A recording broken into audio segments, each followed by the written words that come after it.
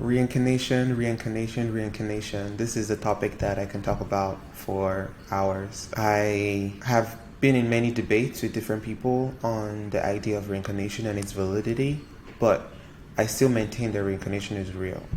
And if you have a spiritual perspective on life, it's clear to see exactly how that plays out and how it plays out into the grander scheme of why we're here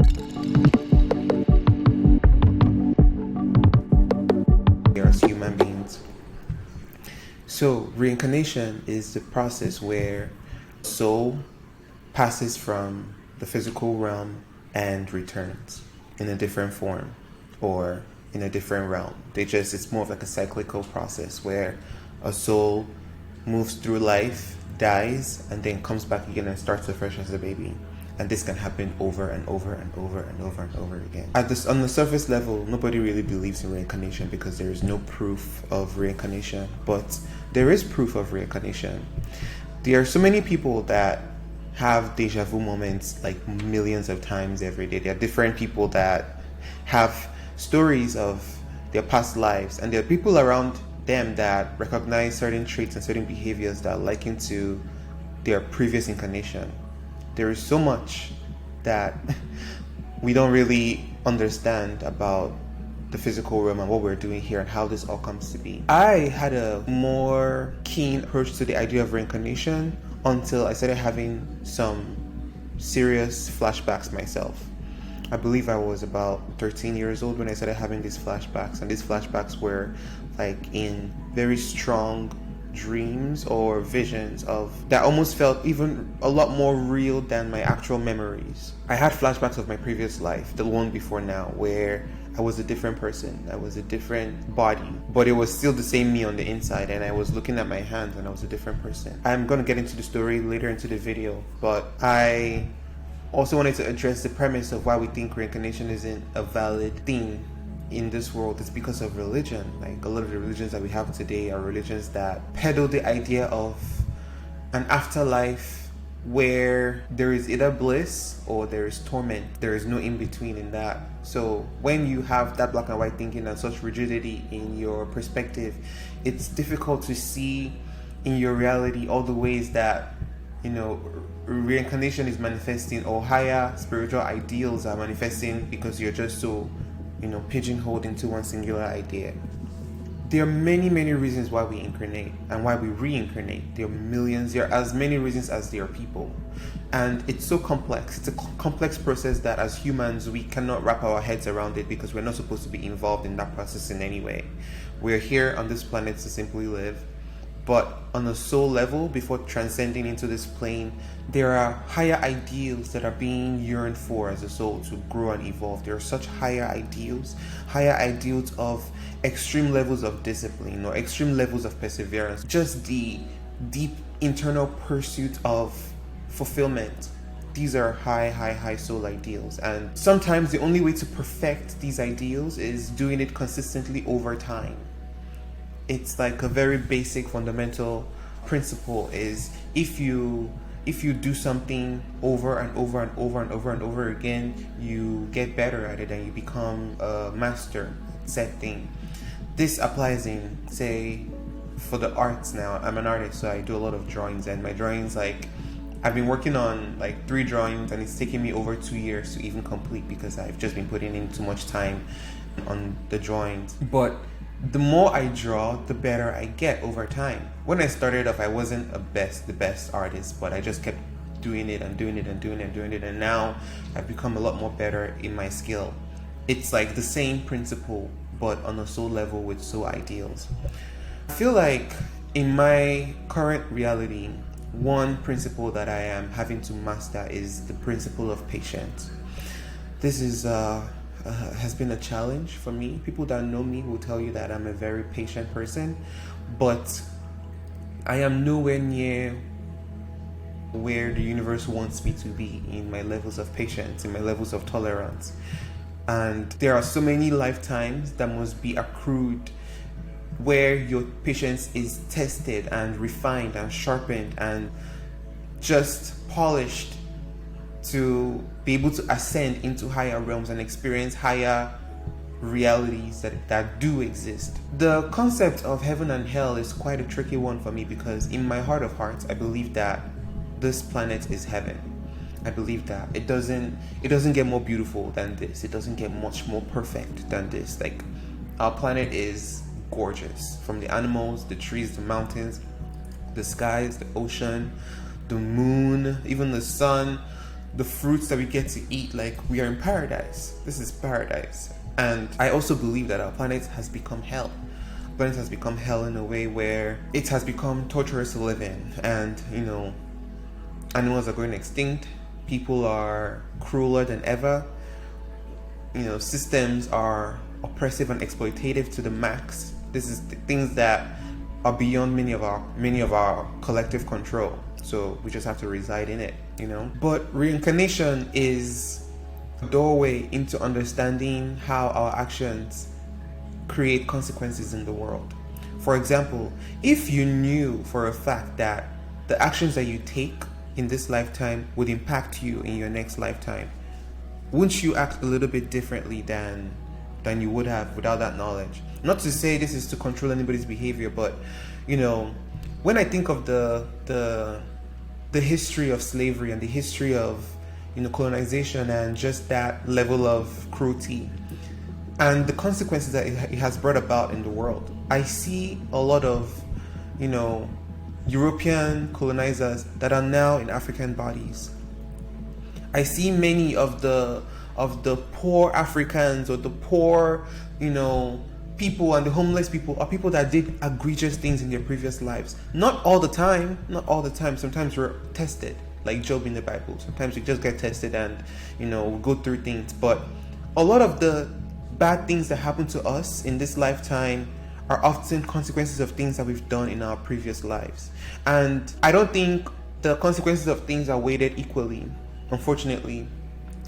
Our universe is very dynamic. Our universe is on a spectrum. Our universe is, just so complex. That is the only word that can be used to describe, the reality that we're in. It's very complex. There are layers and layers and layers and layers and layers and layers of truths that is difficult for the human mind to fully grasp. My reincarnation story is quite interesting because, you would think that, like, my perspective that I have now is because, I've been on the good end of receiving a positive experience through reincarnation, but the opposite is actually true. In my life, I have suffered. I have gone through so much. I have been through the worst of things that you can possibly imagine, and coming out of it in a way where I've embarked on a healing journey. I'm feeling much more secure in myself. I'm having much more healthy mental states for more prolonged periods of time. That hasn't always been the case, because I have had to pay for a lot of karma for the things that I've done in my previous lives. In fact, in those things that I've done in my previous lives, the pain and the hurt that I've inflicted in my previous lives, consciously or unconsciously, are things that I have had to pay for since the day I stepped my foot in this reality till pretty much now. It has been a lot of trials and tribulations, but there was a part of me that just knew that this is something that I've earned, or I deserve to go through. And even though in this reality I hadn't done anything, I like to think of myself as a decent person, but the consequences of the things in my past life trailed me into this life. And I wanted to just illustrate that process, and maybe you can use that as a template to look into your own life and your own childhood and your own blueprint to find out the things that your struggles in life and how they are tied into your past life, and how maybe some of those things can be rectified if you can. Where do I start? So like I said earlier, I used to have a lot of vivid dreams. I used to have a lot of almost prophetic dreams of a previous self. And in this life, I was an Asian man. I was not an African. And I knew I was an Asian man because I was on a boat. I was on a thin boat in the middle of the ocean, and I looked into the water and I saw a reflection of myself in these many, many visions. I kept having the same recurring visions in different forms, which painted the picture that I was in the ocean a whole lot in this life. I was in the ocean a whole lot. I I was looking at myself in the water, and I was looking at my features. Like, I had like super furry brows that were bushy. I had like a beard, like a really skinny beard, straight hair, and my hair was really long and straight and super like unkempt. I was dusty and muddy even though I was in the water. I was on this boat in the middle of the ocean just experiencing myself. But one thing that really stuck out to me was the emotion that I felt while I was on this boat in this vision. In the emotions that I felt was the emotions of just deep despair. Deep despair, deep sadness, deep hopelessness, like a hopelessness that was so bitter. Hopelessness like nothing that I don't think a human should experience that level of hopelessness, a level of surrender that is like surrendering to death. Just a deep pain, a deep anguish that I possessed within my body in this life, in this reality that I was in. I look around and there are mountains around me. The water is the bluest water I have ever seen. I go to beaches a lot. If you know me, you know, but I've never seen water this blue in my entire life. And I had a fish net in the boat, like a huge fish net, and there was smell of seafood, or like strong smell of fish, tuna, salmon, snail, crab, that's just this heavy smell of that, but there were no fishes in my boat. I spend day and night on this boat. I just keep seeing the days just go by while I'm still on this boat, and I'm trying to fish and get fish from the ocean, and there was no fish. Years later, in my real life, I have more visions that keep completing sort of the memory of why I'm in this life and why I'm going through the things that I was going through at the time. So I would say maybe 15, and I had another really strong vision of me taking my boat to the shore and walking through the woods, headed somewhere. And I was tired, I was drained, I was just sad, and I didn't catch any fishes. I feel like I was going to sell the fish or bring the fish to someone. So as I walked down the woods, I walked into the forest, and there was a small shed by the corner, just south of where I stood. And I walked there, and there was a woman, and this woman in there was with a baby. A young woman, probably 18 years old. I myself was probably 23, 24 years old. But this young woman was younger than I was, but very beautiful, really unkempt. The baby was about maybe 3 days old or 4 days old. I didn't even know there was a baby because I was seeing this baby for the first time. And I emote that I did not get any fish. There was no food for myself. But based on the dynamic that I was experiencing, this lady was someone that I was engaged with romantically. And I could feel her sadness, I could feel her pain, I could feel her hunger, like she just had a baby and there was no help. And then I walk past along a few kilometers away into a market area. And in this market area, in this vision, what I could get was just a strong smell. The strong smell of just dying people, the strong smell of hunger, the strong smell of poverty. And everyone around looked just like me. So I assumed this was somewhere in Asia or in a reality somewhere that has people that look like that. I don't know. But there was just complete despair. No one had any money. No one was making any sales. Just general suffering and poverty and hopelessness. As I walked through the market, I did make a decision. And this decision was a decision that has impacted my life on this planet for the past 24 years now. I take myself in this vision, I take myself to a cliff, a really high cliff that looks into the ocean. At this point, at 15 years old, I knew this was me. I knew this was my past life. I had a strong, attachment to the story and to the effects that it was, the mirroring that it was mirroring my reality at the time, because I had issues with water also in my reality in this reality. Back to this vision that I was having. I was on this cliff and going through the motions. I had the emotions just swimming through my body, and I was going to die standing on that cliff. regardless, because of just how bad I felt in that moment. So I jumped into the ocean. I jumped into the ocean and I just sank straight down into the ocean. And I got to a really low level when I realized what I had just done. I had just abandoned my baby girl, my partner. And while I was in the water and I was trying to swim back, I was using all my energy to swim back, but I had no energy left because I hadn't eaten for days. I had been, tired and drained, and I had no energy to swim up. On a normal day, I was a really good swimmer in this life, but I couldn't swim this time around, and so I drowned. As I drowned and I saw the light just go out, I woke up in this life at like 2 years old. It was when I sort of gained consciousness. And 2 years old, I remember like sitting on a couch alone in the house. My mom had left just me at home, and I was looking around, and it felt like I entered the water and came out as a 2-year-old baby.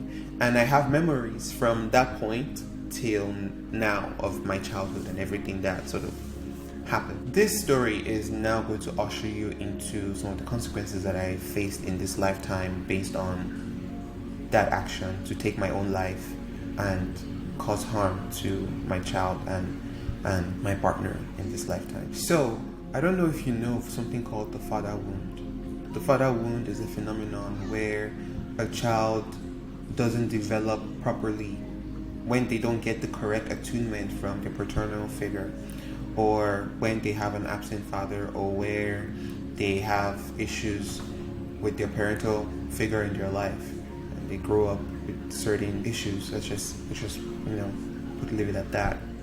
Events in my life, in my waking life, played out in a way that put me in a feeling state to feel what my daughter felt growing up without a father, and a father that took his own life, albeit I don't really know how to go into this without sharing too much. But my life, a lot of the struggles and the challenges that I felt and I've had to go through were the exact same challenges that my family in my previous life had to go through without my support and my presence there. So it has put me in a state where I get to empathize with my child and my partner, and developing such a strong empathy for them and what they must have gone through, and using that empathy to fuel my spiritual growth in how I can help connect and help people in my reality now in the ways that I couldn't for my family back then.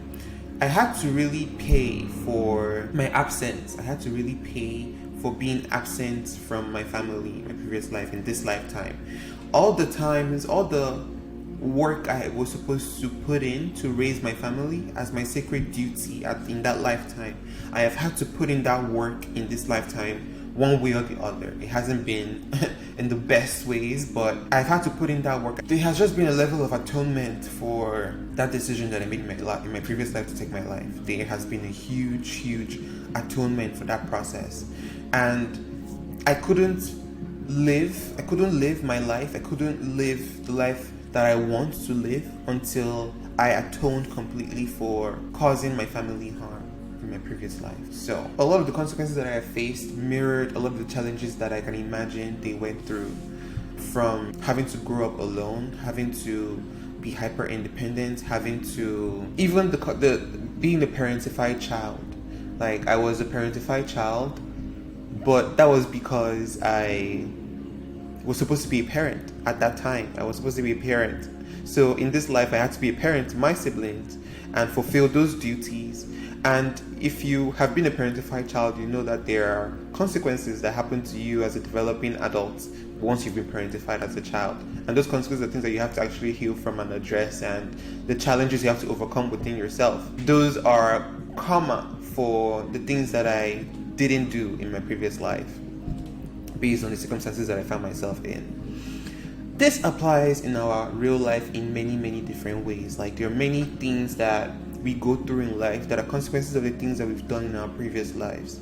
A lot of the, like, one example that comes to mind, because of my experience in the US, is like I've met a lot of racist European Americans. I've met so many racist ones, like diabolical, treacherous, mischievous people. And the humor for me in that situation is the fact that they will come back in this life as the person that they hate the most.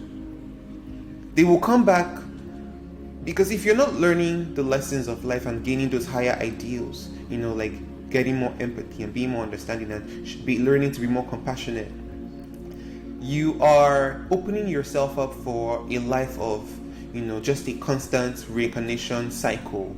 And this cycle, you get to experience the other end of some of the harm that you cause. When I take walks downtown in Dallas and I see a lot of homeless people on the road, I see a lot of people that are without homes. These are people that of all different races and backgrounds, and there are different challenges that we've had in our lives and different things that put us in different circumstances. But what I think of at the same time is all the Africans that were brought to this continent that were without homes for so long, didn't feel at home and were just basically homeless for centuries and centuries and centuries and centuries. And the people that really inflicted that on them, what their reincarnation story is going to look like based on that. I don't know if you catch my drift. It's quite a touchy subject there. But my point is, sometimes we create our own hell with the actions that we take against other people, and not knowing that those actions are the things that we get to live through one way or the other, until we learn through those situations and gain higher ideals and transform ourselves into the beings that we're supposed to be. Everyone experiences reincarnation differently, and there are different levels of severity. The spiritual science of this is the fact that we're constantly undergoing different cycles, and in these cycles we're supposed to be spiraling upwards. Many of us spiral downwards, and reincarnation is when you're at the very lowest level of that cycle and you just keep cycling through it instead of cycling upwards by making different choices that align with your higher self, so you can actually cycle higher. Situations in our lives will keep repeating and repeating and repeating. Cycles will keep repeating, and sometimes if we don't even complete those cycles, they follow us into a different life and they continue on. Well, I'll keep talking about this, so make sure to just subscribe and stay in touch. Turn on the bell notification. Follow me on social media just to stay in touch. But I hope to talk about this a little bit more. So let me know if you have any questions in the comments, and don't forget to subscribe. My name is Chuka, and this is African Boy Bible.